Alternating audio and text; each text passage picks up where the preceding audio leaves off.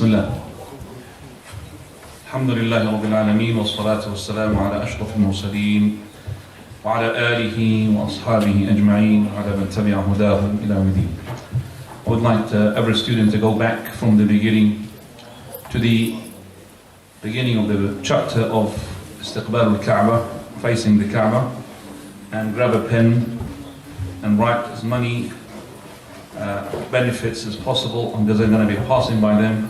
Going to add to our book what the Shaykh rahimahullah had said in his book, which is the abbreviated book of the Salah. And there are things there we haven't really added them, so we're going to go through them inshallah. If you got it in the book, then there's no need to put it. But Istiqbal al-Kaaba, we have said that if the person is about to start his prayer, he needs to face the Kaaba wherever he is, whether it is in the Fard or it is in the Nafil, the Sunnah, whether it is in the obligatory or the supererogatory. And it is a rukn, so you add, it is a rukn, meaning a pillar from the pillars of the prayer, and the prayer will not be accepted without it. This pillar of facing the Kaaba will be exempted in the following cases. Case number one, the person who is in the fight. That is the fighter, which is, we call it the Salat al-Khawf, where if it is in the positions of too much fear, then he doesn't have to face the Kaaba. Number two, the person who is incapable of facing the Kaaba, like the person who is ill, or the person who is in the ship, or in the car, or in the plane, and he was afraid that the prayer time will finish if he had to stop. Also, to be exempted from the person who is praying supererogatory or witr, when he is on the mount or others. But if he's on the ground, he must. But it is preferable for him, when he is on a mount like a car, to start facing the Qibla, and then it doesn't matter where the car goes. To start, so for example, if he positions his car or whatever, or he parks his car and then he starts his prayer, of course as a passenger, not the driver himself, and then wherever the car goes, it doesn't matter. That's what is preferred. And every person who sees the Kaaba, he has to face it with his own eyes. He has to look at it. The person who cannot see the Kaaba, then if he hasn't got any tools by which he could distinguish the direction of the Kaaba precisely, all he has to face is the whole side. So if it is east, west, between the east and the west, so you've got about 90 degrees basically.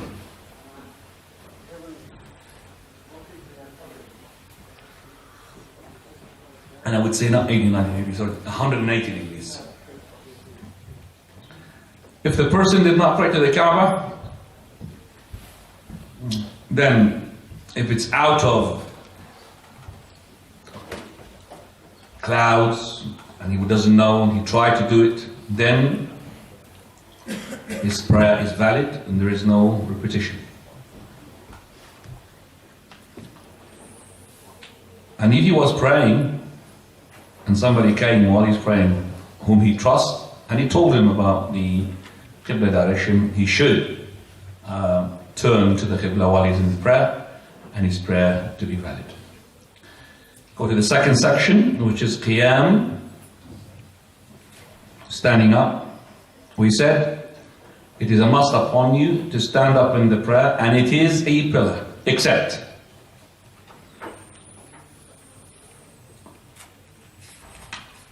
Salat al-Khawf, fear prayer. You don't have to stand up. And in that Salat al-Khawf, he's able as well to pray while he is riding.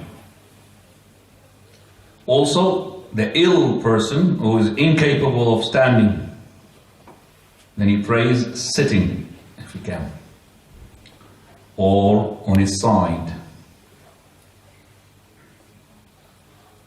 or in his back. As for the person who is doing supererogatory prayer method, voluntary, then he's able to pray sitting, mounting, and when he makes ruku' and sujood, he does it with his head, not the hands.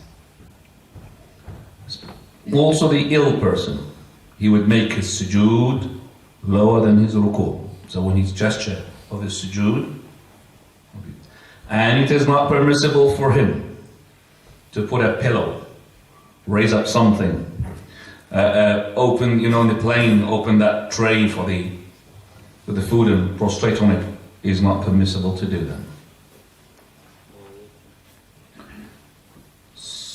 Prayer in the ship or the plane is allowed. And I'm saying this because some of the scholars said it's not allowed. That is before the plane invention.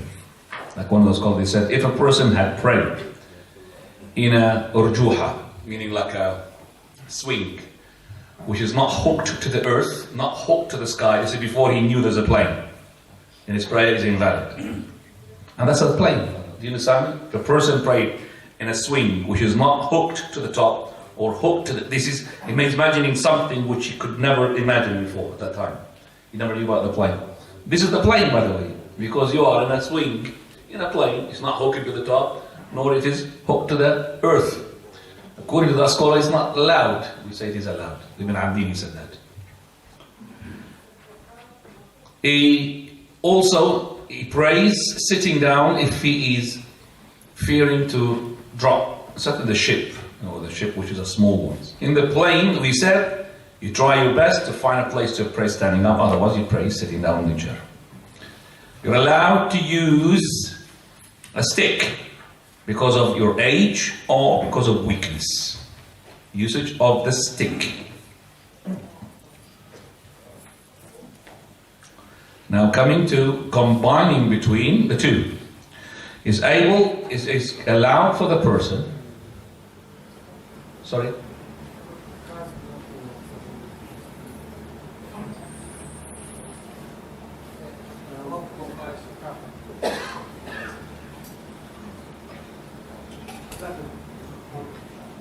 Assalamu alaikum.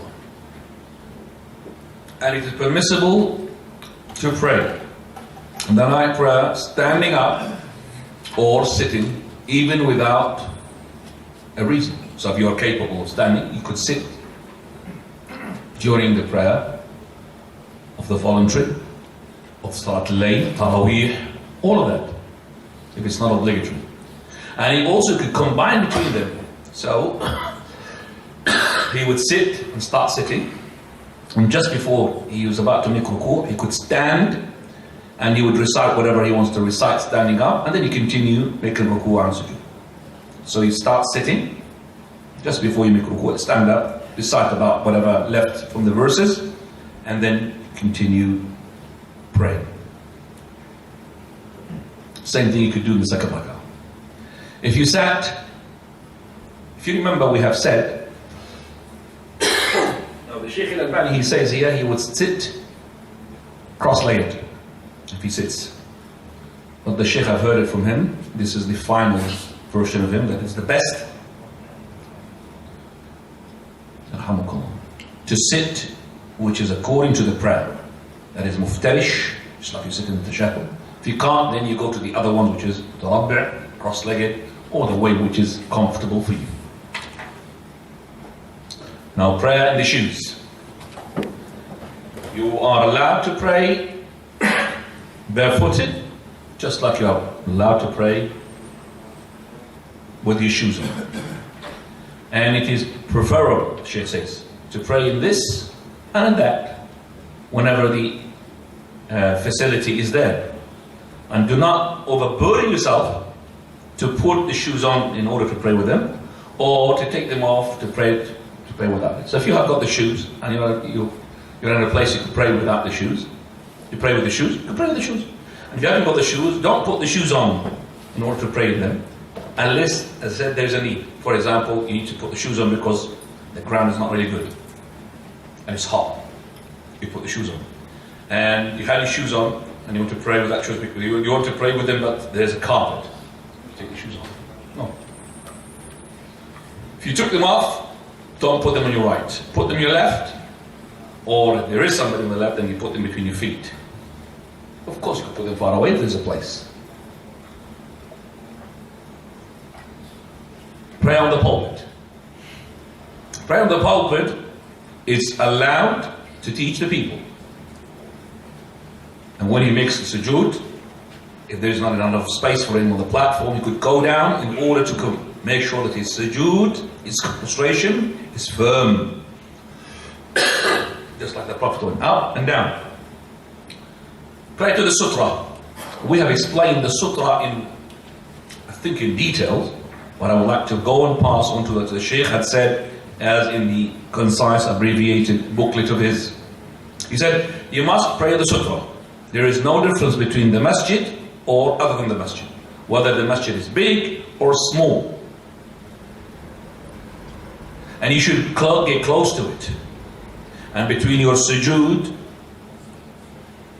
spot, which is the prostration spot, and between the wall, which is the sutra, is the sheep passage. Now the height of the sutra is to be 1 handspan or 2, just like the backbone of the saddle. That is enough. And he should not really care what goes behind it. And he would direct himself to the middle of the sutra. He does not put the sutra on his right or to his left, because the hadith is not authentic. You could pray towards a stick which is stuck to the ground. You could pray as well to the woman lying down on her bed, as long as she's covered, because if she's not covered, she's going to distract you. Pray as well to the camel, to the animal. Following type of topic, to prohibition to pray towards the grave. And it's not allowed to pray towards the grave at all, whether it is the graves of the prophets or others. It is prohibited to pass between the praying person and his sutra, even if it's in the Masjid al-Haram.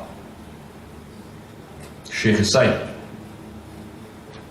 there's no difference between the Masjid al-Haram and other masajid. And you should prevent the person who passes between you and your sutra, even the Masjid al-Haram. Shaykh is saying. And he's adding a point which I have benefited, alhamdulillah, from it, which is, and you could go forward, as we have said, in order, listen, to prevent the person or the animal which has no taklif. That means they're not able to understand. So the child, even the child, so you don't prevent him, but you go forward in order to what? But if he can learn, like he's old enough, 7 or 8, then you could teach him not to pass. But if it's a little baby I'm talking about, you could just make him crawl behind you. You could go forward, make him crawl behind you. And that is something I have benefited myself, because our Sheikh Al-Halabi used to say, the child, no problem. Whereas the Shaykh Al-Albani in his booklet, he says, even the child, you go forward. Also from the points, the Shaykh Rahimahullah says, that this sutra is so important. If the person does not take it, then he is exposing his prayer for jeopardization. If one of the 3 passes between him and his prostration spot. But if he took the sutra, then it doesn't matter. You took the sutra, you push now. What is the sutra for? You push away. But let's say that this woman, she's stubborn. Try to push her, she passed. It is from the injustice to say that you will invalidate your prayer. And that's what the Shaykh Al-Albani said. He had stuck his neck out for this issue. But if you took the sutra, it doesn't matter whether that person passes in front of you between the sutra and yourself or behind you. It doesn't affect you. It only affects the person who does not take sutra. So if that woman, they said that the donkey's stubborn. You try to prevent him, he just passes in front of you. The black dog. You took the sutra, it will not harm you. Now, coming to our book, and I think it is the prayer towards the grave, yes? Right. I'm going to add lots of things today, inshallah, so please bear with us, because there are things there in the asl of the book which hasn't been added, which to do with the clothes of the person who prays. Now, Bismillah. Page 10. Prophet's prayer described by Shaykh Al-Albani. Prohibition of praying facing the grave. He used to forbid prayer facing the grave, saying, "Do not pray towards the graves and do not sit on them." Right. This hadith of the Prophet ﷺ, where he says, "La tajlisu ala al-qubur," don't sit on the grave. This prohibition is not just dislike, it's haram. And the scholars who said it's only dislike, they're wrong. Because the Prophet of Allah, when he says don't, we should take it as haram, and it's being supported as well by other hadiths. Hadith number 1, I think you've got the notes there, haven't you? Have you got the notes? No? No? No, it hasn't got notes. Let me just give you the notes then. Prophet of Allah, he said, it is better for a person to sit on a burning coal to burn his clothes and reaches his skin, better for him than sitting on the grave. Narrated by Muslim.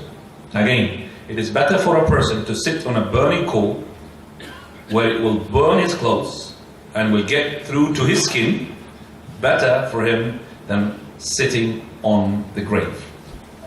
And this hadith of Abu Hurairah, and it's in Sahih Imam Muslim. Following hadith is in Uqbah ibn Amr. The Prophet ﷺ said, it is better for me to walk on a burning coal or a sword, or I would worn out my sandals or my shoes, better for me than walking on the grave of a Muslim. Grave of a Muslim. So the graves that has honors are the graves of the Muslims. And then he says, and I would not really care whether to relieve myself. Relieve myself, I mean to do the excretion.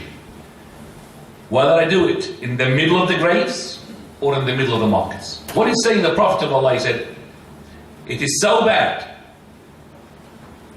That is, when you go to the market where people can see you can't really do it in front of them, can you? Same thing if you can't. It is as equivalent, as shameful and as bad to do it in between the dead people. Even the dead, they can't see you. So you will not do it in the market, definitely, because people are going to look at you. Same as bad, you can do it as well in the grave where there's dead people as well there. Now this is called honoring the grave. Honoring the grave.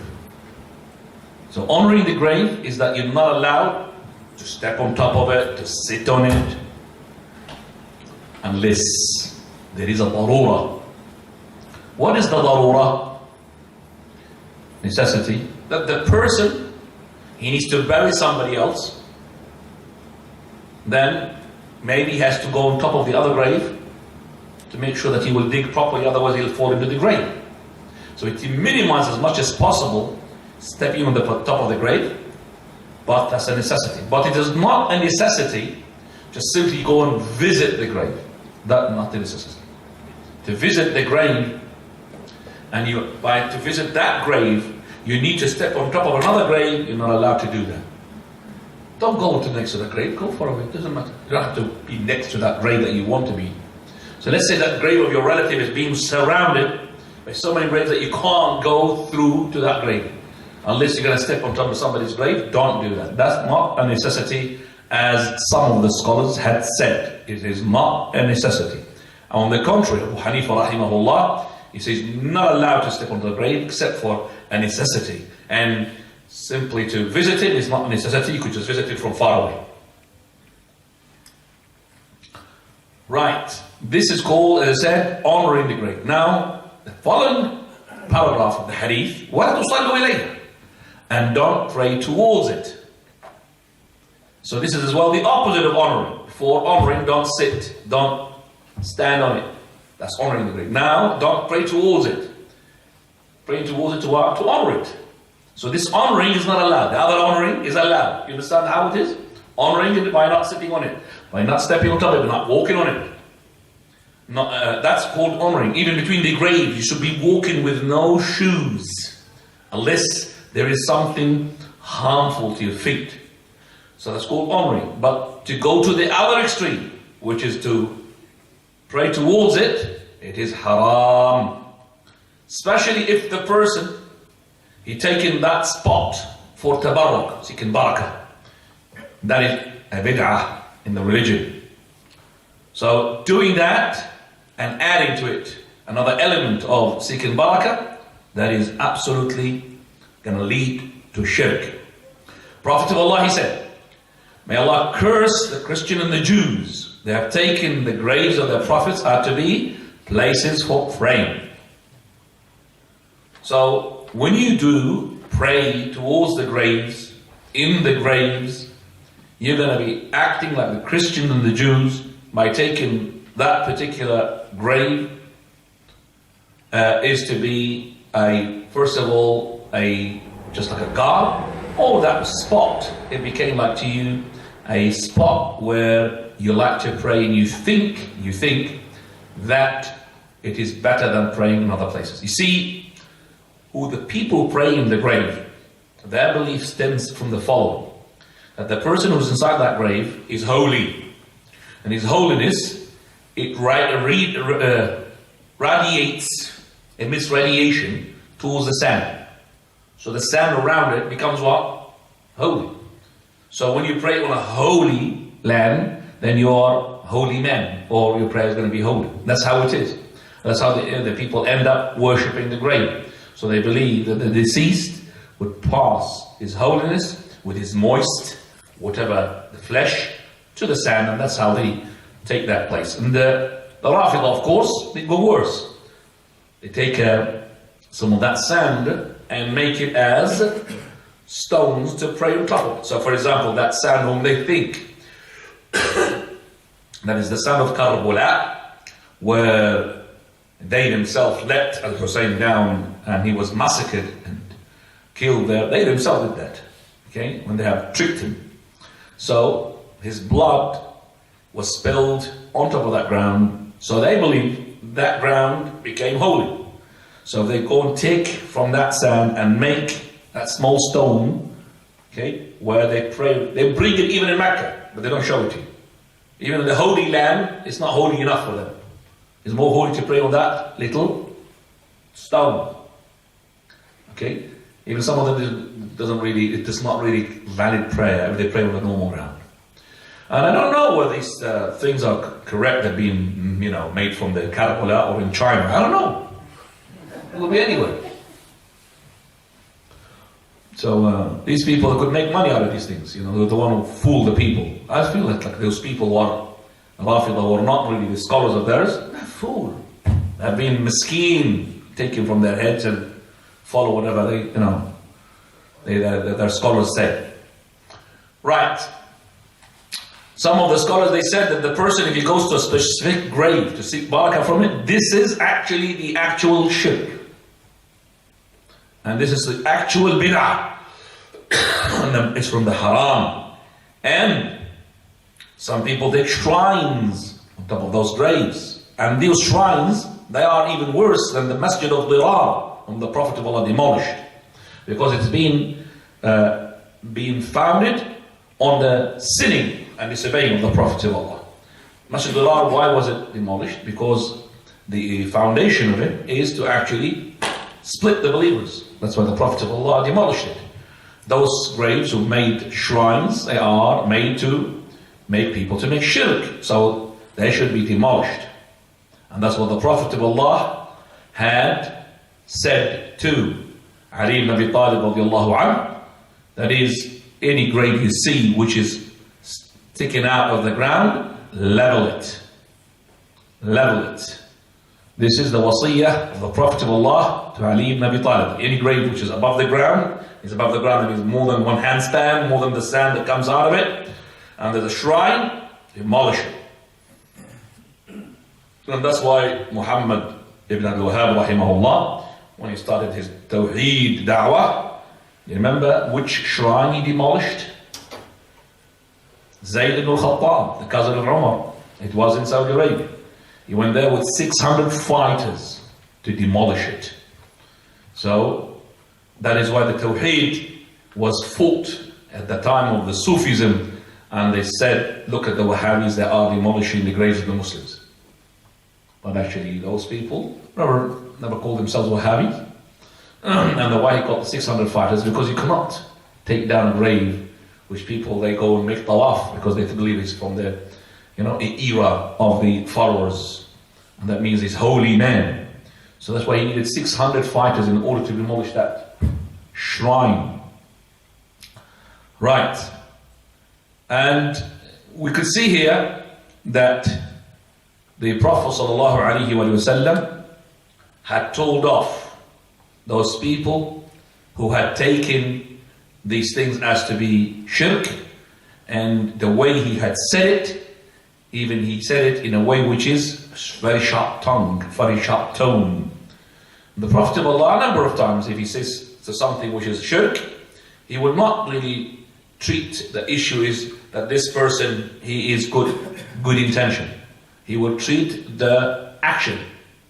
So when the person who had said to the Prophet of Allah, "Ma sha'Allahu wa shi'ta ya Rasulullah," that if Allah wills and you will, O Messenger of Allah. So the Prophet sallallahu alaihi wa alihi wa sallam said, "Aja'altani lillahi nidda." Did you make me as a rival with God, equal to God? Say, if Allah wills on His own. Do you think the Prophet of Allah doesn't know that companion never meant to make the Prophet of Allah equal to God? Never meant to make him a mushrik or sharik or a partner with God, because he knows those companions, he brought them up. And he knows that as soon as he believed in Allah and followed the Prophet of Allah, he done that to flee from the shirk, true or not? But he never stopped admonishing him in the, you could say, very strong tone, I wouldn't say harsh tone. He said, "Did you make me equal to God?" Now, no matter how you're going to say that phrase, you can't just say, "Don't make me, did you make me equal to God?" You can't say it like that. It has to be with a what? Did you make me equal to God? So that is a strong tone. And the Prophet of Allah did not say, "Oh, well, hang on a second, this person, he's got good intention in his heart." I'm saying this because there are some shuyukh, calling themselves shuyukh or awliya or whatever. They go to those shrines and graves. When they've been told off, they say, no, we've got good intention. We don't want to worship them. We don't want to stay next to them to worship them. We have good intention. We just want to, honor them and all of that. Rubbish. That is rubbish. So the Prophet of Allah, straight away, he said to him, "Did you make me as equal to Allah? Say, if Allah wills on His own." He never ever treated the issue from the intention point of view. So when a person does something wrong, we don't really say, "Oh, maybe he means that." We have to address the issue. Leave the intention to Allah subhanahu wa ta'ala. Right. Also from the Prophet ﷺ's hadith, don't pray to the graves, don't sit on it. Lots of ahadith came to support such a hadith. And those ahadith can be seen in the book of the Shaykh Al-Albani rahimahullah. It's called تحذير الساجد من اتخاذ القبور مساجد. The warning for the person who prays to take the graves are places for praying. It's a great book, from the first books that the Shaykh has done. And also Ahkam al-Janaz, which has been translated, but there is a book for Al-Jibali about the funeral procession, and it's all of it based upon Shaykh Al-Albani's book, but he's got extra Jazakallah khairan with those pictures where he shows the lahad and he shows the shaq and all of those, which are beneficial. Jazakallah khairan.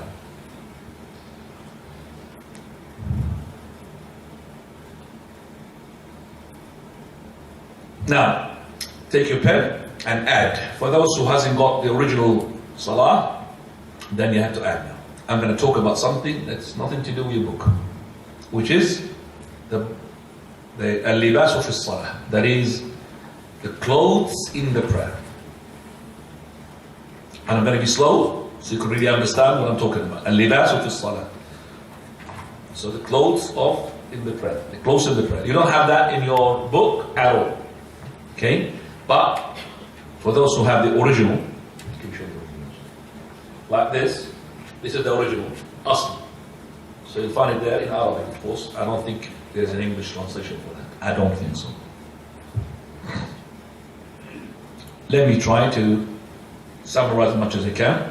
Prophet sallallahu alaihi wasallam, he used to enter in the prayer whatever clothes he's got. So he did not take a specific garment. Do you understand what I'm saying? So it's not, for example, this is for praying and this is for playing. This is for praying, this is for baking. There's no such there's no such thing that this is. So whatever clothes is on him and is covering the awrah, he would take it as for praying, except for the prayer of the Jumu'ah. Where in the Jumu'ah, he would put best of his clothes, because it's Eid. He used to put hulla hamra, red. And I'm saying red with loud voice, because some people think there's a dislike to pray with something red. No, you could have red. Red color, you know the red color? Just like the brothers were dressed up there. No problem, the red color. I'm not looking at you, but I'm sorry. It made you famous. And he used to have izar. Izar, you know izar? Izar is like the wrapping of the ihram in the clothes. Izar. And a rida, which is on the top. So the two pieces. That's the two pieces. Now we have the two pieces, but mashallah, our two pieces were really long. Okay, another one which is underneath, which is the sirwal. But the sirwal before is al sirwal or izar, like a piece of cloth wrapping. Okay. And the Prophet sallallahu alaihi wasallam, he used to command, he used to say that if anyone were to pray, then let him put the izar and then let him to put the rida on it. He made a prohibition for a person to pray in sirwal without a rida.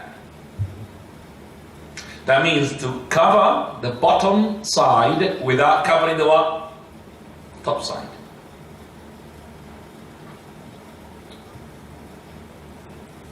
The rida is to cover the top side. But also in this hadith, telling us that if the sirwal as well is not big enough, and you haven't got a top garment to cover the back side of yours, the awrah which is between your navel and your knees, also it is not really, it is disliked. And it will be more disliked the tighter that sirwal is. But if your sirwal, mashallah, like the original Pakistani ones, not the upgraded ones, or downgraded, they're going to tighter and thinner and tighter and thinner. Like the, for the women as well, the sisters for the Pakistanis, before it was really bad, tighter, thinner, tighter and thinner.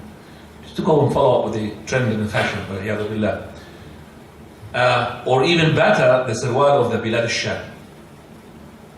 Bilad al-Sham sirwal, if you go into it, you don't really see if it's a sirwal or not.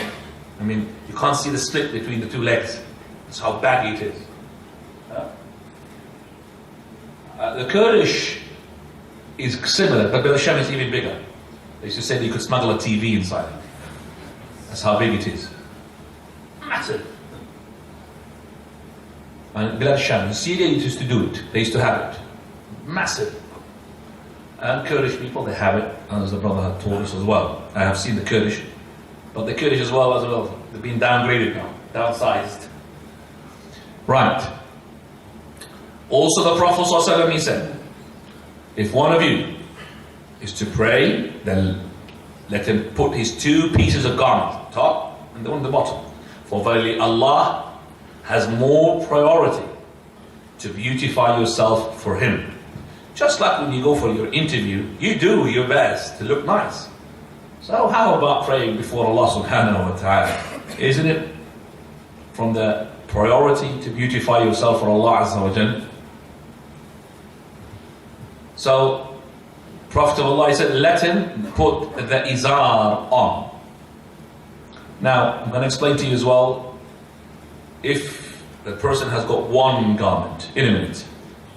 And he says here, don't let the person to make ishtimal, just like the Jews. The ishtimal of the Jews, when they put something on top of them, they don't put their hands out. So they don't put their hand. When you pray, your hands are supposed to be out. So for example, if you have a garment, and you haven't got sleeves of it, then you should really wrap it around you, and put your hands on it. So you wrap of it, and you put your hands on top of it. You don't pray inside, without putting your hands through the sleeves. So,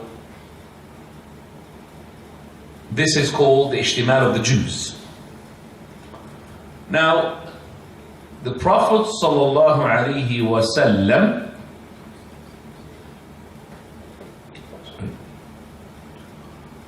he says, if the person prays in one garment, then he should tie it up on his neck. Meaning, let's say the person has got one garment and he hasn't got anything to cover, that garment should be tight, and then some of it is to go from underneath and forward to what? To cover the shoulders. One will go from the left to the right and right to the left. Do you understand that? So if you have one izar, and this izar is long, you know, because they have like izar, it's like a wrapping thing, isn't it? So once you wrap your bottom, whatever is left, okay, you do one here on one side. So it's got two pieces. One is, when you wrap it, it's got two ends. One goes there to cover the shoulder, and the other one goes to the other one. This is for a person who's got one garment. In the time of the Prophet of Allah, most of the people, they haven't got two garments, two pieces of clothes. They've got only one. So if you have your only one izar, then you use that to cover your shoulders with. And let's see now how some of the companions, we call it yatawashshuh, tawashshuh is, you know, when you go to Mecca, how do you expose your shoulders? You remember? Yes? Yes. So if you don't expose your shoulders, like, so if you have izar, you could tie it up, and the two ends, you could throw them from the back onto your front, or from the front to the back. As long as you cover what? Your shoulders. Now, Prophet ﷺ, he says, if you have two garments, then put izar and then put rida. If you have one garment, then let him make this tawashshuh. They make it izar and make tawashshuh here. Then he prays. Right. Prophet ﷺ, he prayed in a jubba. Jubba like a jacket. Shamiyah, from Bilad Sham. That means, from whom? From the Romans. ضيقة الكمين. And it's got tight sleeves. You know the izar, the thawb, it's got really like a loose, you could say. Something I could really make like this and make all. The other ones, they're very tight. You can't even put them up because. So here we find that the Prophet ﷺ, he had jubba shamiyah. Another hadith, Jubba Rumiyya, from Rome. Oh, that's something that we need to learn about this. So it is a jacket made by the Christians. And every time he wants to make wudu, and he would like to take his hand to make the wudu, it will be too tight on him. So what he does like that. I can't do it, mate. He will take his hands from inside the sleeves and get it out from the jacket. Do you understand what I'm saying? He will take it out because he can't do that. It's too tight on him. You know, if you've got a jacket, you can't roll it. So he take it off and then he will put it from underneath and then he will make his wudu. And there will be underneath that jubba a qamis. It's not really on the skin. That jacket is on top of what? Qamis. Because it will be shown if there is nothing underneath it. Right. Now, this as well, Ibn al-Qayyim rahimahullah makes an elaboration. He says, as for those very wide sleeves, those are the people who they put it for showing off. And unfortunately, there are people who are known to be the religious figures. They put this special imam. It's like a massive wheel or tire. Okay, size, I don't know, Allahu A'lam, special. It's to do with how high he is. For example, I've seen the one in Lebanon, it's like that. Or from this way and going that way. So his head is this and then his ends up like that. It's like a collecting barakah. Massive. And it's called shuhra. This is for fame. They've got jubba. You know if you've seen their sleeves, that's why you could smuggle TVs inside them. Very big sleeves. Those sleeves, number one, waste of material. Number two, extravagance.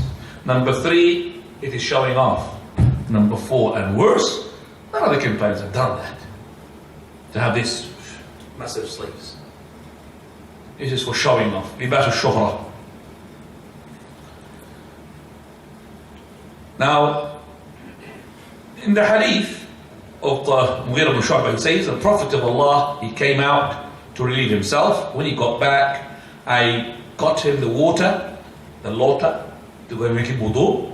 And I started to pour on him to make the wudu. So he had washed his hand, and he washed his face, and then he wanted to wash his arms.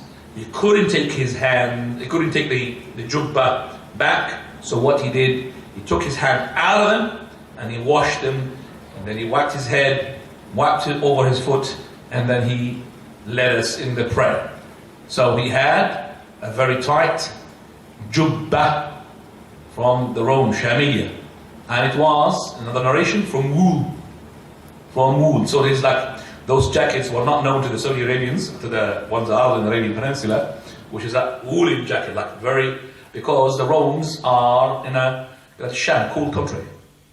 And they are more advanced in the materials or the clothes that would make you warmer. Whereas in the Arabian Peninsula, it is clothes which makes you cooler. Right, now, this is, as I said, very important to know. So is it permissible for us to get benefit from the clothes of the kuffar? Yes, it is. And you're not allowed to use them unless they are impure. But we know for a fact that the Sharia told us not to imitate the disbelievers in their clothes. True or not? Yes? And the Prophet of Allah, he saw Abdullah ibn Amr ibn al-As radiyallahu anhuma, two garments which has the mu'asfarain. Mu'asfarain, it's got two things in it. The dye and the color. That's why it's haram. The dye. It's not the color itself. Because the Prophet of Allah said, they used to put what? The red. The dye, which makes it like maroon. So the dye, usfur itself. So he said, this is from the clothes of the kuffar, take it off. So the Prophet ﷺ, if he had told Abdullah ibn Amr ibn al-As that this clothes is from the kuffar, don't put it on, take it off, yet he himself, the Prophet of Allah, put the jacket, which is made from Rome, came from Bilad Sham, and he used to use it, and he used to make wudu in it, and also he led the prayer in it. How do we reconcile? Answer is simple. It's basically, there are two types of clothes. One clothes, which is universal for disbelievers and believers. And if the person puts it on, he will not be said that he is imitating the kuffar. Whereas there is other ones, which is, that is special for the rabbis, the priests, like the rope, you know, like the bishops, they put like this rope, and they put this a time belt in the middle. That is not allowed for a Muslim to put it on. So that is made for the kuffar. So the kuffar distinguish themselves with it. Whereas at the moment, a person is putting a jacket, like this brother's got a jacket, huh? Who said he's gonna, oh, he's westernized? Nobody would say that. Your brother's got a jacket as well. This is not made by the Arabs as well. A person's got a hood here. So nobody would set him aside. He is mixing and mingling amongst the Muslims, and no difference. But there are, if somebody now has got this the sorcerer hat, you know, the hat like this. I'll tell you what, Jack the Ripper hat. It's called the Jack the Ripper hat, or what's his name? That person who is with the pipe, and he's Sherlock Holmes. Sherlock Holmes hat. Sherlock Holmes hat, and a tie, which is like this. Definitely, we Muslims are going to look at him. Huh? Is he Muslim or is he not? So there's distinguishing clothes, and there are clothes which have became normal, and the Jubba Rumiyya, the jacket, became normal, and the Prophet of Allah had put it on. As for that garment which Abdullah ibn Amr had put, then it is from the kuffar, and the Prophet ﷺ, he says, "Man tashabbaha biqawmin fahuwa min." He emulates a certain people, then he's from them. Also, the Prophet ﷺ used to sometimes to pray in a burd, the Hadrami. It's from Hadramaut, a clothes from Hadramaut. And also, he used to pray in one garment, and he used to put the ends of it on his shoulders. Just to show you that if you are of one garment, you need to cover your shoulders. And this hadith has been narrated in number of narrations, that the Prophet of Allah had prayed in one garment. In number of narrations, and there is no need for me to read always a hadith, but we could see clearly the Prophet of Allah used to pray in one garment. And even one day, Al-Qa'qa' ibn Hakim, he said, we have entered upon Jabir ibn Abdullah, the companion, and he was praying in one garment, yet he has his rida and qamis, which is the other part. So he got one garment, which is his izar, and putting it on the shoulder, yet the other part, which is on the top, is hanging on the hook. So when he finished, we said to him, why did you pray like this? Why have you prayed like that? And I liked his answer. He said, like, because I want somebody who's fool like you to ask me that question. I want somebody who's fool like you to ask me that question. For verily, since when we used to have two garments? For verily, since when we used to have what? That's how poor they were. So he made this deliberately. Okay? To show that it is no problem to pray in that. And the Prophet ﷺ, he himself as well, he did that, where he prayed in one garment, yet he had two. So what he did, the Messenger of Allah, he put the top lined up with the bottom, and he wrapped them together. Even he had two, but he made them what? One, in order to show that it is permissible to do it.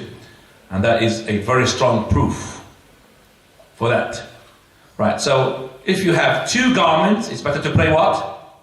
In the two. If you have one, then you pray what? With one, but make sure that you what? Cover shoulders. Now, the Prophet ﷺ had made it compulsory to cover the shoulders. Imam Ahmad bin Hanbal on his own, he said it is compulsory to cover the shoulders. Not only that, in one of his sayings, he said it will be invalid prayer if you have exposed one of the shoulders. Whereas the other scholars, like Imam Abu Hanifa, Imam Shafi, Imam Malik, they said it is just recommended. It's no problem to pray with your shoulders exposed. Shaykh Al-Albani rahimahullah, he says, the opinion of Shaykh Imam Ahmad bin Hanbal is strong, because the Prophet ﷺ said, لا يصلين أحدكم, none of you to pray in one garment except that there is something on his what? On his shoulders. Shaykh Al-Albani says yes, Shaykh Imam Ahmad's opinion is more proper, but to say that it is prayer is invalid, the Shaykh, he says, I can't really dare to say that. Because is it, now when it is compulsory, is it a condition or not a condition? But all my life, heard the Shaykh rahmatullah alayhi, I always understood from him that if you don't cover your shoulder, your prayer is invalid. Ali al-Qari, he says that the person, when he covers his shoulders, he is closer to be in adab. Adab means politeness and manners before Allah subhanahu wa ta'ala, more to modesty and shyness, and better to have the full adornment for the prayer. Oh, son of Adam, when you pray, take your clothes, take your adornment to beautify yourself before Allah subhanahu wa ta'ala. As for, as I said, the other scholars, they said, which is the Jumhur, it is disliked, but it's not haram. And we said the correct opinion is to say it is compulsory. Now, after we, alhamdulillah, we discuss what time is the adhan? Now, inshallah, and we'll finish. Bismillah ar-Rahman ar-Rahim. Alhamdulillah wa salatu wa salamu ala rasulillah. So the last thing we established regarding the prayer in the garment, we said if you have the two garments, the izar on the top of it, then it is better to pray in them. Whereas if you have one, then you make sure that you cover your shoulders. And the person should really avoid all the time to pray in trousers if they are tight.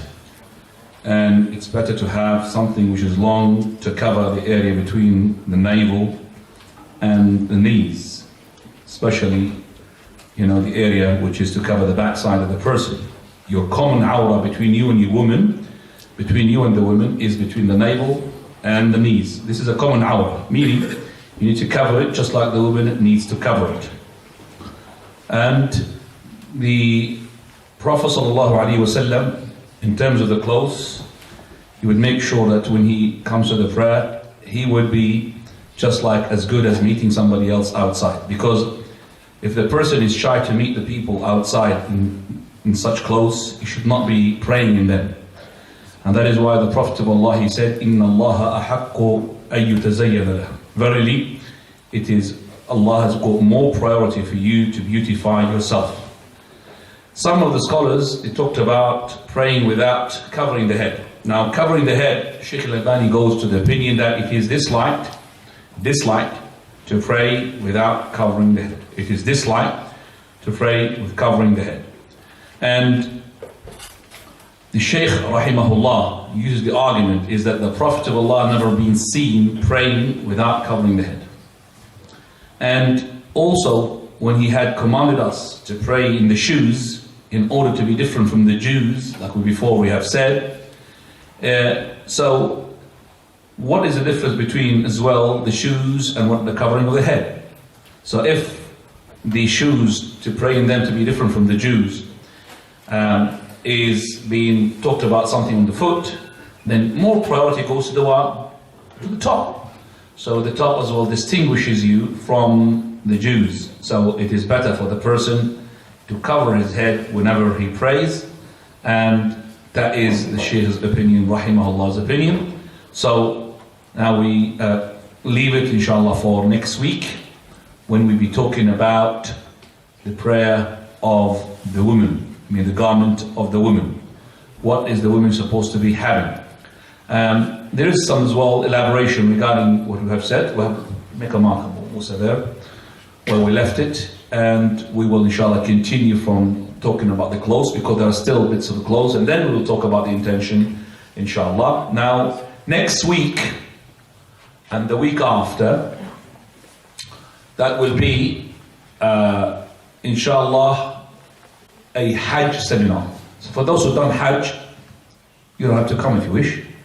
So it's going to be next week, and the next week, Monday and Wednesday, it will be Hajj seminar. Then there will be no classes for the 22nd and the 29th and the 5th. So 3 weeks on the rot. Okay, there will be no classes. So I will be outside the country. So for 3 weeks, there will be no classes. From Monday the 22nd, mark them, Wednesday 25th, Monday 29th, Wednesday the 31st, Monday the 5th of September, Wednesday the 7th of September. We'll resume, inshallah, that is not the 12th of September, I'll be here, but it will be the day after Eid. I don't think people would like to come after Eid. So I'll give it on Wednesday. Is that okay? So we start on the 14th, alright? The 14th of Kitab al-Tawheed. The 12th, I think people, their Eid will be on the 11th or the 10th, isn't it? Well, I'll tell you what, if the Eid is on the 10th, we will make Monday, but I think maybe the Eid will be on the 11th, which is the Sunday. Okay, I think and I believe the Eid will be, some people will be Sunday, no Monday class, alright? So the Eid is Sunday, I don't have, well, we have Monday because people don't want to go with family and so on and so forth. Right, is that okay? So we'll start on the 14th, unless Eid happens to be Saturday, then we'll start on Monday. Okay? Is that fine, inshallah? Khair, inshallah. Right. So, Hajj seminar, which is the PowerPoint presentation. Please tell those people who want to make Hajj, do Hajj. We will go different way this time. But first of all, not just PowerPoint, I'm going to go with the book. The class next week afternoon. After that, you caught me here. I'm not really prepared for that question. 14th of September, when does the clock goes back? Is it the end of October, isn't it? I think still after Maghrib. Still after Maghrib, sure. We'll make it after Maghrib. Because Maghrib will not be earlier than 7, will it? I don't think so. No. I don't think it's going to go an hour and a half. No way. So it's no problem. We'll make it after Maghrib, sure. Now. Fadal.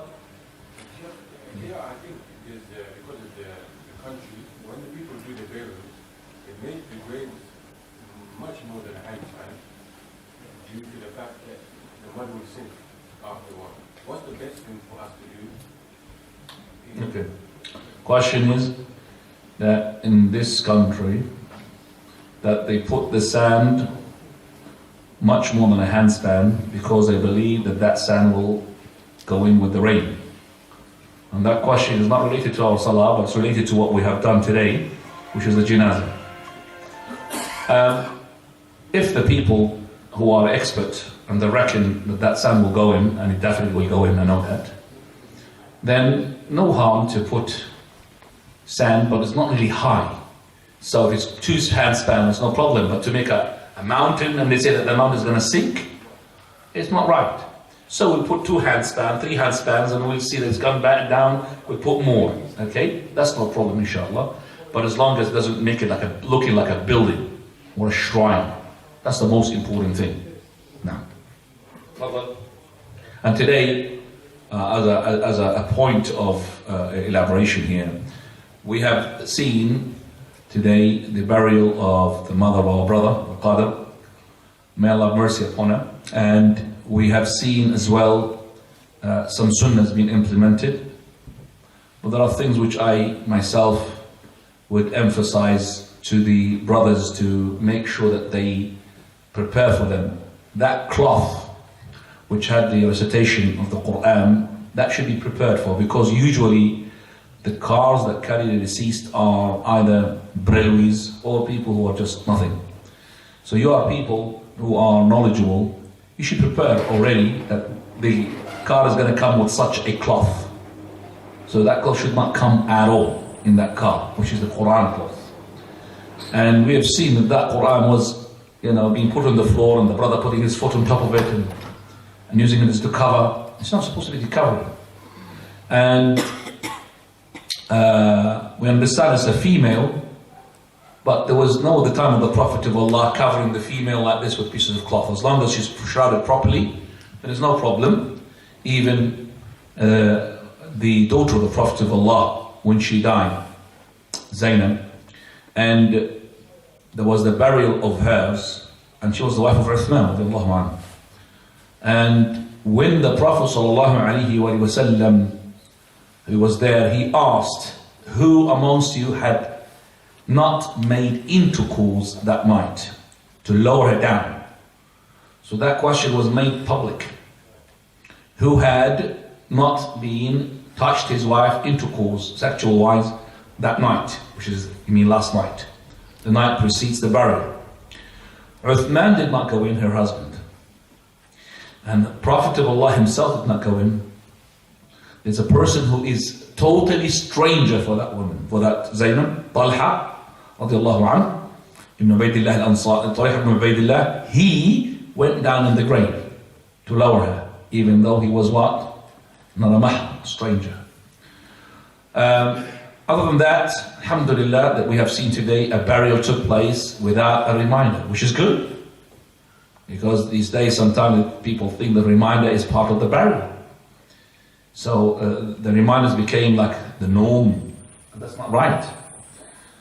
And the dua is supposed to be individually. People make dua, not make dua, but to stand up all together and make dua and raise in the hands, that wasn't really from the companions' etiquettes. For the Prophet of Allah said, إِنَّهُ يُسْأَلْ فَسَدُ لَهُ تَثْبِيتٍ. Verily, your brother is being questioned, so ask Allah subhanahu wa ta'ala to firm him in the questions. So the person would sit, not to stand up, and call upon Allah subhanahu wa ta'ala if he's got the time to sit. But those who are relatives of the deceased, it is better for them to sit about 20 to half an hour. Just like if a person wants to slaughter a camel and he wants to spread the meat amongst the people, how long does it take it to slaughter and to skin off and to spread the meat? That's about 20 to 25 to half an hour. That's for the people who are close to the relative to stay behind.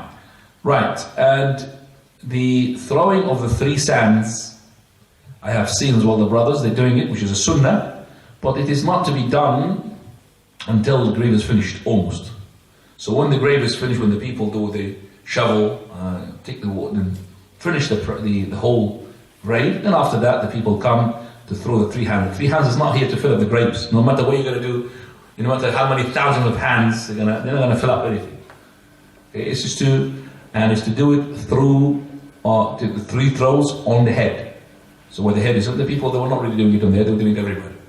So the 3 throws on the head, and there is no, as well, supplication with it to accompany it, like مِنْهَا خَلَقْنَاكُمْ وَفِيهَا نُعِيدُكُمْ وَمِنْهَا نُخْرِجُكُمْ تَارَةً أُخْرَى. All of that as well is not being established to be authentic. Apart from that, the graveyard itself, you could see the effect of being buried in a place which is, there is no separation properly between us and the ones who are non-Muslims. You could see the effect of that the people following the trend of the kuffar. You have seen paper fans there. Okay, you've seen flowers. No. So if somebody really capable of going there and taking the flowers, he used them for himself in the house. So better to be putting them there and make it like a garden. Or the paper fans, give it to his kids maybe, better, because the one who's down in the grave is not no use for him, the paper fan basically. Because they buy them, they put them there. And it's all of it imitation of the kuffar. Allah musta'an. But alhamdulillah, we don't have shrines. That's good. See, in the Muslim countries like Pakistan, where I've been to, yes, they don't have paper fans, but they have shrines, which is worse. They have mazar sharif, no sharif Allah. So shirk, mazar shirk.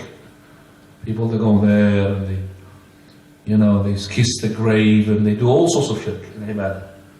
And even one of them, they've got wali, it's got like a lock, I've seen it, and they open it on a certain day, and the people come and, they kiss that lock, and then they go inside to the shrine, and I don't know who that man is inside, maybe he's a good man. And then they start doing sujood on him. Allah musta'an. This is very bad. And some people as well use that as to, like going to the fun fair, take money, tickets. So it's becoming very bad. So Allah musta'an. And that's what I've seen in the graveyards. It should be separated totally with a fence. We should have. Then I understood later on that the cemeteries in itself, it was Muslim areas somewhere in the north, some Muslim areas in the east, and then when they fill up, they go to a different area. We'd have wished that one area for the whole of the Muslims. But when I saw it was a really small graveyard for Luton people, lots of Muslims here. Then somebody told me no, because in the front there's a section for the Muslim, and they filled up with a section for the Muslim. We'd have wished that all the Muslims in one section. And you know that Luton is a lot of Muslim people here.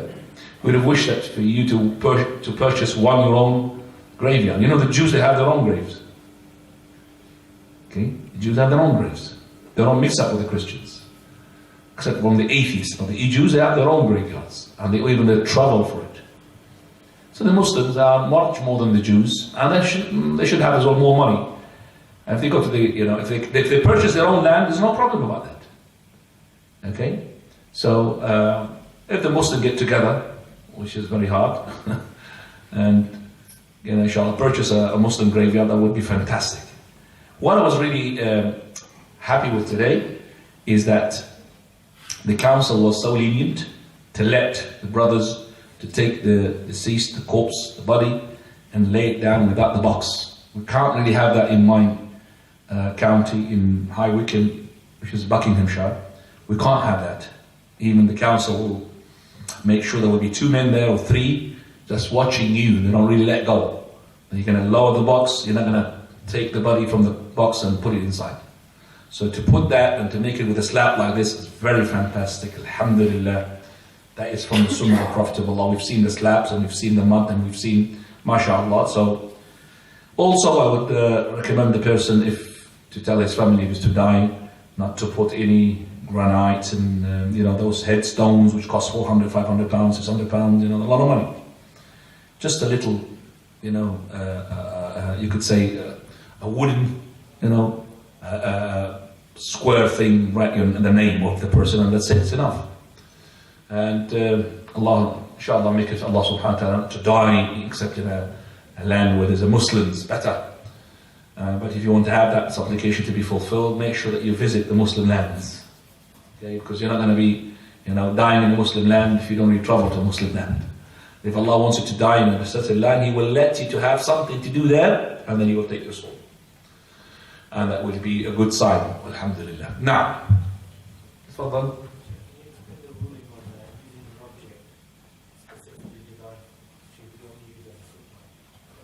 If a person had used an object which has been designed to be a sutra, there is no problem.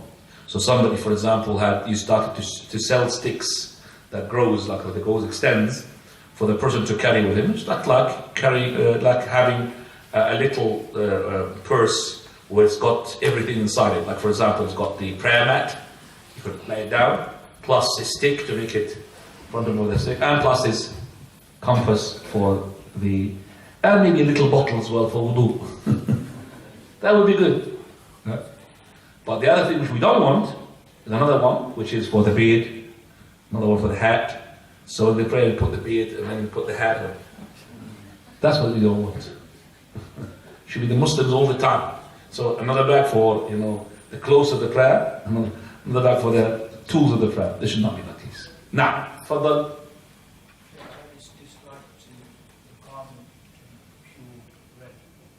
It is disliked to have a pure red. Dislike. There is no such thing. And as I said, I just emphasized today, red. The maroon color, the burgundy color. The burgundy color, that's the one they talk about, which is the mu'asfar.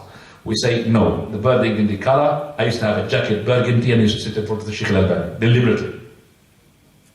It's my well-known burgundy color jacket I used to have. Well-known, the burgundy color man. The one which is not allowed is that specific dye. Okay? which goes with that color. And the people who knows about this, we call them Al-Attar, the ones who sell this stuff. Now, in English. تفضل ما في انجلش طلع عربي شوية عربي يعني. يلا تفضل عربي تفضل بس مش باكستاني. كنت عايز اسال اذا نرفع اليدين في الصلاة في دليل ولا ما فيش دليل يعني. Is there any proof that the person تتكلم عربي ولا انجليزي؟ انا اتكلم عربي بس هو يتكلم انجليزي. You understand English? He's making a question on your behalf. Yeah. Do you understand what I'm saying, brother? He's making a question on your behalf. His question is saying that your question is that is there any proof for the person to raise up his hands in the salah? Right. Okay, let's just meet bit by bit go. First of all, do you raise up your hands for takbirat al-ihram? Okay. Do you need a proof for that?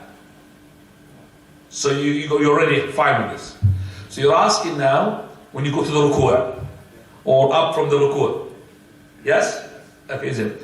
We have not one, tens of proofs. Tens of proof. From Abdullah ibn Umar, from Wa'il ibn Hujr, from Uthman ibn from lots of companions. And that's the book is about it. Now, you're asking me because you come from the Hanafi madhab? Yes. And I'm saying Abu Hanifa as well says it. How does he say it?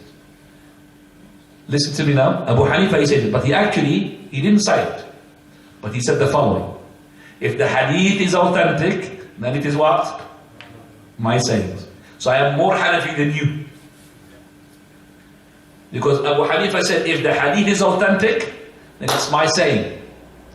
So it is wrong to say Abu Hanifa said, you don't raise up your hands. Because Abu Hanifa saw the hadith that I saw myself.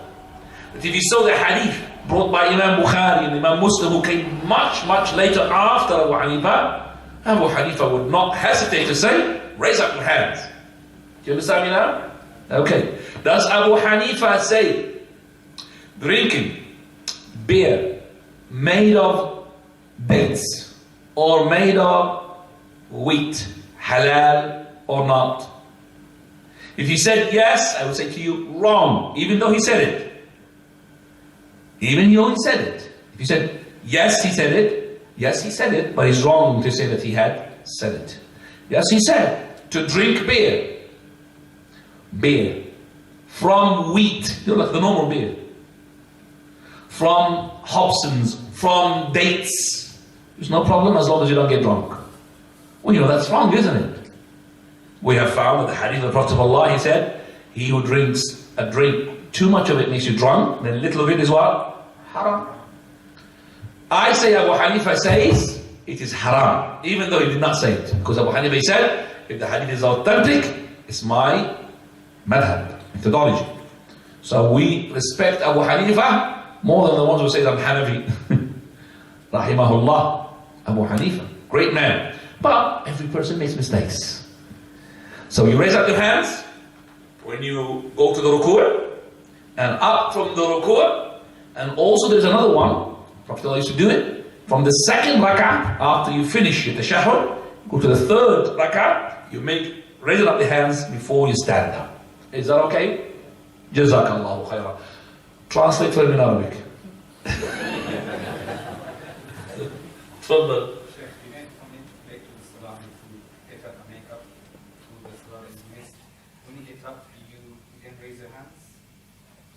When you get up from the first? No. From the first sajda? No. After the Imam gives the taslim. Yes. Then if you get up to make up for salah. When I make up for the salah, do I need to make up raising up the hands? It depends. Which rak'ah did you join? So if, for example, you join the last bits, you did not join a rak'ah, the Imam is finished, you don't make because it is going up not to the third rak'ah. And already your first rak'ah, which is takbirat al-ihram, you've done it with when you joined in. So you treat whatever you have caught up is the beginning of your prayer. And then you count now. Third rak'ah, you do it. So if you've done the second, you go to the third, yes, after the Imam is finished, you get up with your hands up. Further. If any of the hadith that talk about somebody gives up something in the dunya and the akhirah, that person is all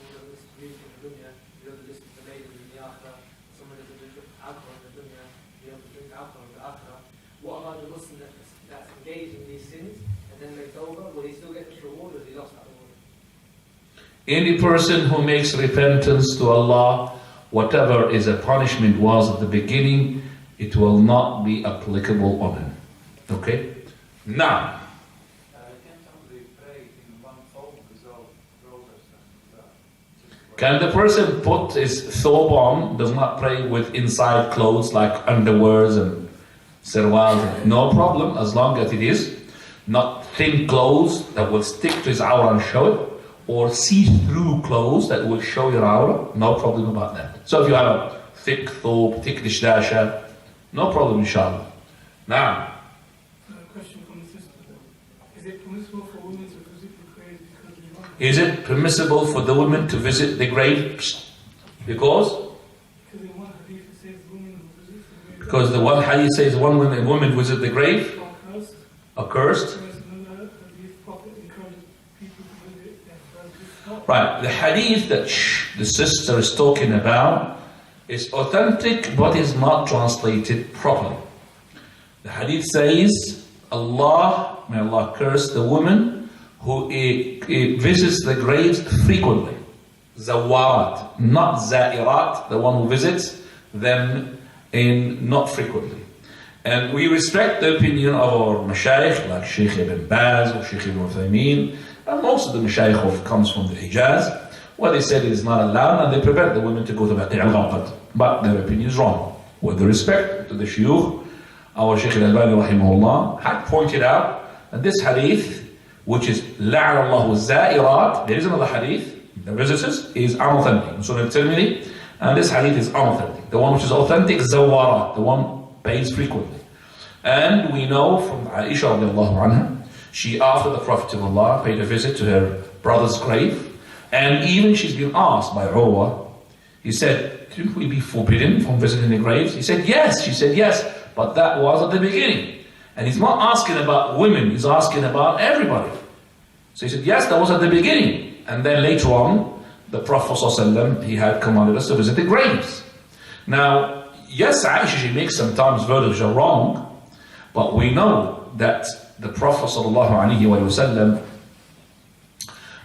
he had made, as Atiyah, she said, he led us to, he had this light for us to follow the funeral, but he never emphasized that. That means if she needs to come to follow the funeral far away, not mixing from the men, and because her father or her son or whatever, there's no problem about that. So visiting the graves, we do have more than one proof to say that it is allowed for the women, but not frequently. Not what? Frequently. The hadith includes men and women. If you want further discussion regarding this issue, go no further than the book of Ahkam al-Janaza, or Janaza, Shaykh Al-Albani, and the translation of that of Dr. Jabali, of the funeral procession. Any person who did not ask question, please. If you're trying to get to a grave of a family member, obviously the gap is quite narrow. Can you walk through that gap, or if it's the person wants to go on to visit somebody's grave, a relative of his, and it is between graves where the gap is narrow, can he walk between the narrow graves? No problem, as long as he does not step on top of the grave. But I would urge that person to take his shoes off. As soon as he comes to the graves and he wants to walk between the graves, take his shoes off, unless the ground, let's say it's muddy, the ground is poking or harmful to the person, and then you put your shoes off. Otherwise, take your shoes off and revive the sunnah of the Prophet ﷺ, and you could minimize as well to step onto the grave by walking in between. Because I think, regardless of your grave, there will be a gap somehow to get to it. There will be. sometimes over the years it's just you can't make out the gaps? Okay. Then you have to estimate. Alright, to estimate. Now, I know what you're talking about. I'm going to استنى شوي. تفضل. Is there any proof that it is like to pray in a shirt which doesn't cover your elbows? Is there any proof to say that it is disliked to pray with a shirt that does not cover your elbows? There is no such proof. You could pray with a shirt that does not cover your elbow, but it's not good for the imam. if the people doesn't see that right fitting. So the Imam, he's like in this place, they got used to him to pray with the short sleeves, as long as it's got its topi and everything, there's no harm. But some of the countries, they find it rude if the Imam is not in full gear. And they don't like him to lead the prayer, even though themselves, they're not dressed up properly, but they don't like the Imam to be not dressed up properly. So they like the Imam to be dressed up full, yet they themselves, they are falling short into that. Okay, the person who did not ask a question, please. Father, uncle.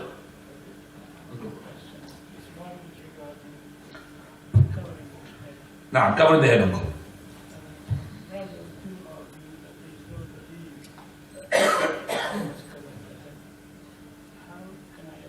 There's other brothers who say there is no dalil. Or I will say to you that they will say this is not from the ibadah, this is from the adah. How can we discuss it? First of all, that the Prophet ﷺ, he said in the hadith, Sallu kama ra'aytumuni usalli. Pray as you have seen me pray. Now we haven't seen the Prophet ﷺ praying, but we have the narrations from the companions that talks about the prayer of the Prophet of Allah as we are seeing him.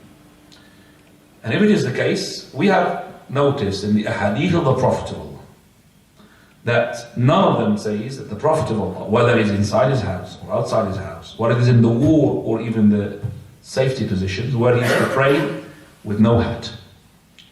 Number two, where the Prophet of Allah, he said, Inna Allah ahaqqu ay yutazayyana lah. Allah has more right for you to beautify yourself to him. Now, the argument is that now at the moment, without a hat is beautification. But the beautification, brothers, is to do with the Islamic environment. So if that environment being polluted to such an extent that the shorts became beautifications, then open shirt became a beautification. Lots of things which opposes the natural clothes that was at the time of the Prophet of Allah to be the beautification, that does not change the rule of his deen and the Islam. Now these days, it could be beautification to put maybe the Texas hat, the Texas hat. So if you are in America, put in the Texas hat. Okay? So that does not change the original situation of the time of the Prophet of Allah. Now, when Nafi', the slave, the servant of Abdullah ibn Umar, was praying without a hat, Allah ibn Umar came to him and he said to him, would you be able to go out to the market like this? He said, no. He said, well, verily Allah has more priority for you to beautify yourself to him. Put your hat on. So that is, so we say, it is not compulsory, but we go, and it's recommended, but we go further than that. We say dislike to pray without it. That's the Shaykh Al-Albani's opinion. Now recommended, okay, but we don't want it to be, as well, on the extreme, compulsory. Now we find in Pakistan, in any masjid I went, there is a basket outside. Before you enter the masjid, if you don't have the hat, you bring one of these straw hats, and they made them straw as well, because they don't want to make these ones, because people will pinch them. So they made the cheap ones, straw, they're really itchy. Put one of them, just to see it. So you take one, they put it, and they're really black, because there's so many heads going into it. They put it on, as soon as they finish the prayer, put it off, and new ones. So I said, maybe the next box is going to be next to it, the beard. Just take one, put the hair. Third step will be a garment. I have seen the garment. I haven't seen the beard yet. But I have seen a garment which is hooked into the, mihrab. In Jordan, I've seen this mihrab, and there's a hanger. And there is a cloak in it. So the Imam came with jeans trousers, and he just wanted to lead the prayer, and he's got his beard, but his beard is actually, we call it paint beard, it's not beard, painted. There's no beard, just a paint. So he took that garment, that cloak, from that hanger, put it himself, did the prayer, Allahu Akbar, finished, and put it hanger, and came out with the jeans out.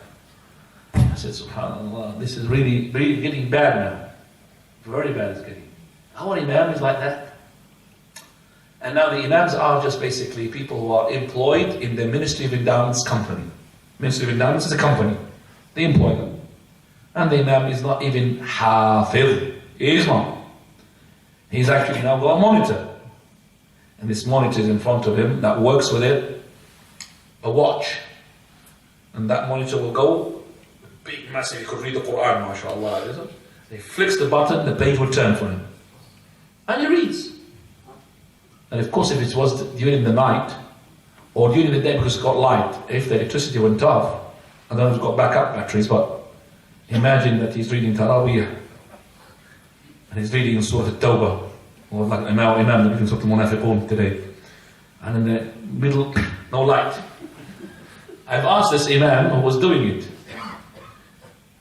the Imam of our Masjid there, you're reading from the Quran, mashallah. You know, the one behind, he can't see the Quran monitor. He would say, mashallah, he's a Hafiz, no mistakes. And you go home thinking it's no mistakes, but actually you're reading from the Quran. I said, what about if the electric went off? What would you do? He said, wallahi like this, قُلْ هُوَ اللَّهُ أَحَدٍ.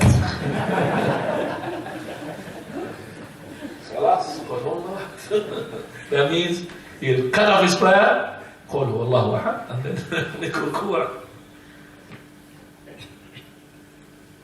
Second question, Uncle.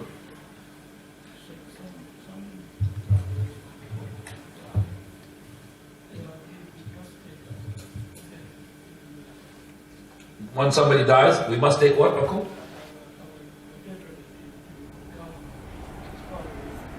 The garden of peace, yes.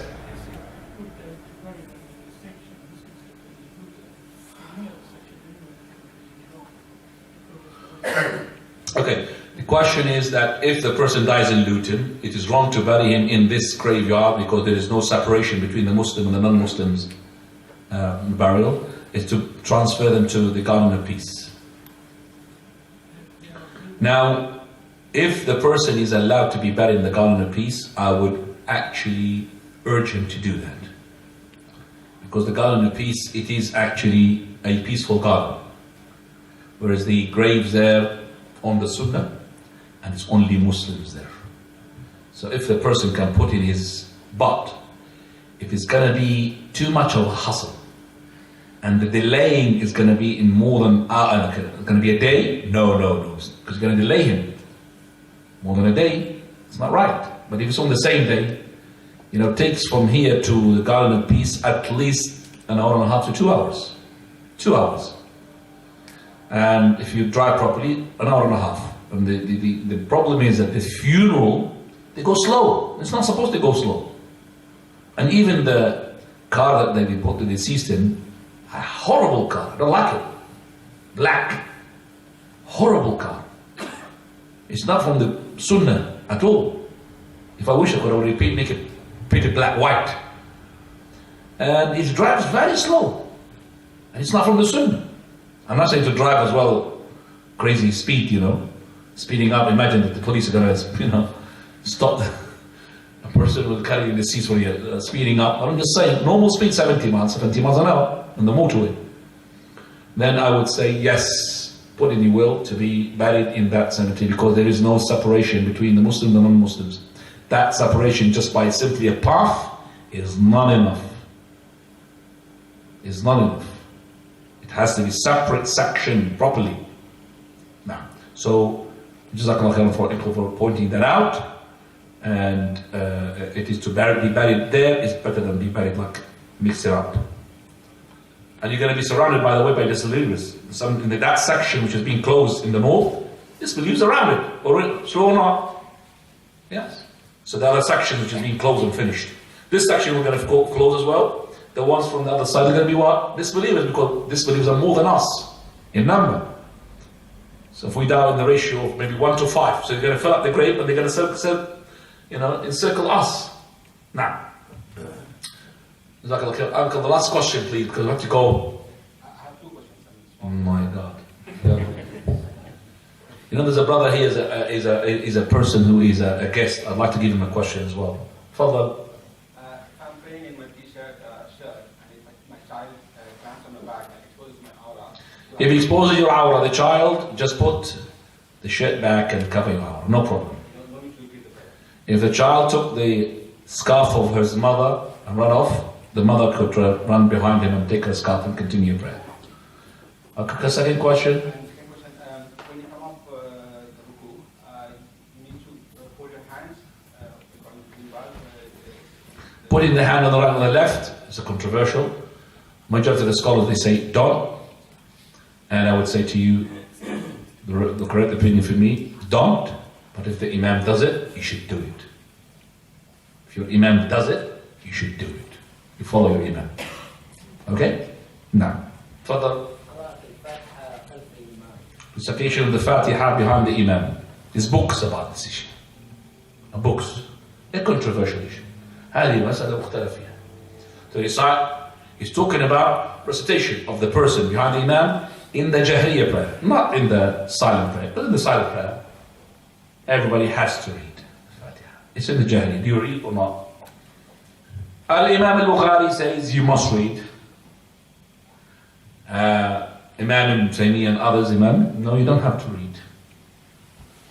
Now, the ones who are wrong is the one who says you have to read, but they say if you come to the Imam and he's in the ruku' and you made ruku', you caught up with the rak'ah. Those are the ones who are wrong because they are contradicting themselves. They say you must read the Fatiha.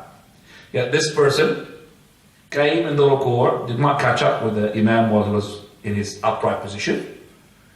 And they said that so as long as he caught up with the ruku', he caught up with the rak'ah. That's wrong because you're contradicting yourself. You did not read the Fatiha. Do you understand me? So I would say the opinion which we believe is correct, if it is silent, you have to read. If it is jahri, loud, Maghrib, Isha, the first 2 rak'ah of the Maghrib, the first 2 rak'ah of the Isha, the 2 rak'ah of the Fajr, Taraweeh prayer, all of that, then your Imam's recitation would be enough. وَسُبْحَانَكَ اللَّهُ بِحَمْدِكَ أَشْهَدُ أَنَّ أَسْتَغْفِرُكَ